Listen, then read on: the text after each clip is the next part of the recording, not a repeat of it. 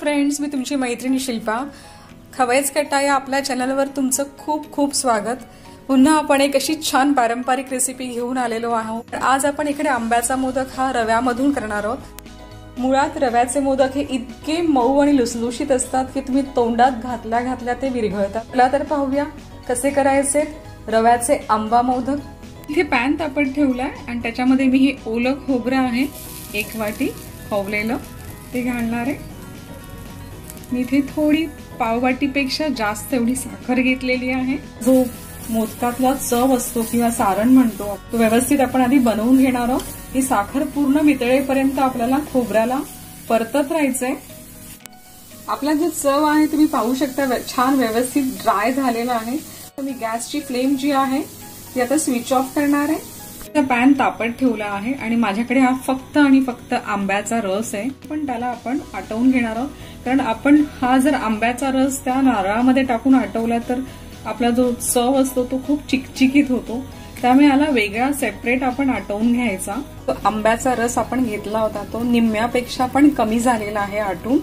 मी याला असंच गार करत ठेवणार आहे. मी ताबडतोब याला आपल्या खोबऱ्याच्या चवामध्ये घालणार नाहीये. सुपर फाईन बारीक रवा घेतलेला आहे मोदक करायला. बरेच जण घरामध्ये जाडा रवा ठेवतात, कारण आपण उपमा करायला शिरा करायला आपण थोडा जाडा रवा वापरतो. तसा रवा असेल तर तुम्ही तो मिक्सर ग्राइंडर मधून एकदा फिरवून घ्या आणि त्याला छान असं फाईन करा, जेणेकरून मोदक करताना त्याला टेक्स्चर चांगलं येईल. गोचा पल्प आपण घट्ट करून घेतलाय तो घ्यायचा आहे. खोबऱ्याचा चव केला होता तो मी यात घालणार आहे. खस घालणार आहे. जायफळ टाकल्याने खूप फ्रेश असा अरोमा येतो. आपला छान चव तयार झालेला आहे. आता आपण मोदकाचं बाहेरचं आवरण करायला घेऊया. 1.25 वाटी पाणी आहे रव्याच्या मापाच्या. याच्यामध्ये आपल्याला रव्याला शिजवून घ्यायचंय, कारण आपण आज रव्याचे उकडीचे मोदक करतोय. आपल्या पाण्याला उकळ आलेली आहे. त्यात मी आता हा जो बारीक रवा घेतलाय तो घालणार आहे. शिरा करताना रव्याला शिजवून घेतो त्या प्रकारेच आपण यालाही शिजवून घ्यायचंय. मध्ये मी आता हा मँगो पल्प घालते. पण मिठाशिवाय याला अजिबात टेस्ट येणार नाही. आपण मीठ घालणं फार गरजेचं आहे. तूपही घालणार आहे. हे सगळं आपण जे आहे ते व्यवस्थित जसं आपण शिऱ्याला मुरवतो त्याप्रमाणे हा पिठाला पण व्यवस्थित असं मुरवून घ्यायचंय.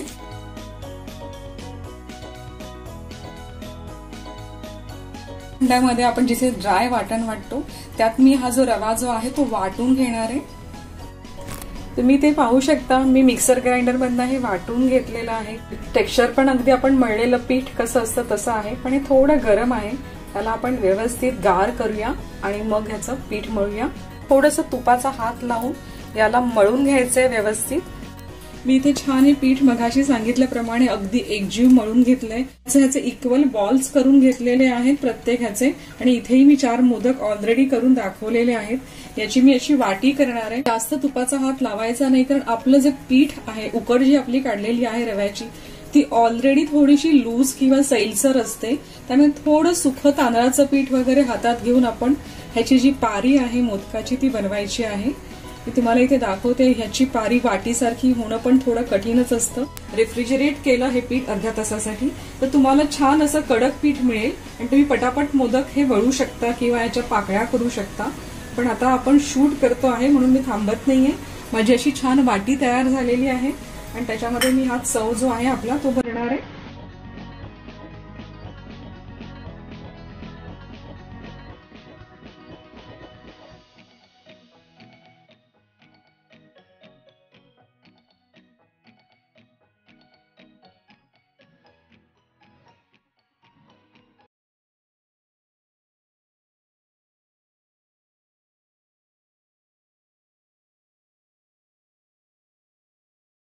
मी अशी ह्याची पारी केलेली आहे आणि याच्यामध्ये माझा जो चव आहे तो भरणार आहे मोदकाचा.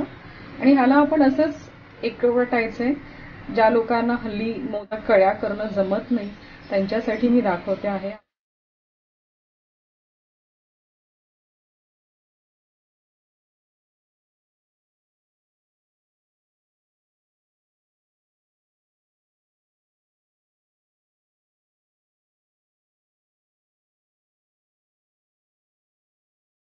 खाली मोदक पात्र तापत ठेवलंय, त्यात पाणी घातलंय आणि वरच्या जाळीमध्ये मी हा सुती कापड घातलंय, मी भिजवून ठेवलाय कपडा यासाठी की आपले मोदक होतील उकडतील तेव्हा पटकन काढता येतील.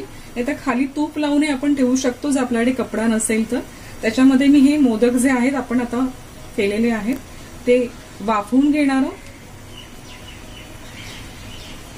सगळे लाईन मध्ये आपण प्लेस करायचे आहेत मोदक पात्रामध्ये. चिटकून चिटकून ठेवायचे नाहीत मोदक. फक्त 5 मिनिटं आपण या मोदकांना उकडायचंय, त्याच्यापेक्षा जास्त वेळ द्यायचा नाहीये. कारण रव्याचे मोदक जे असतात ते खूप नाजूक असतात, तांदळाच्या पिठासारखे नसतात, ते फुटून जातात लगेच. 5 मिनिटं होऊन गेलेली आहेत. मी माझा स्टीमर जो आहे तो उघडून बघते. गॅसची जी फ्लेम आहे ती स्विच ऑफ करणार आहे. ह्यांना ह्याच पात्रामध्ये आपण 10-15 मिनिटं ठेवून देणार आहे गार होण्यासाठी.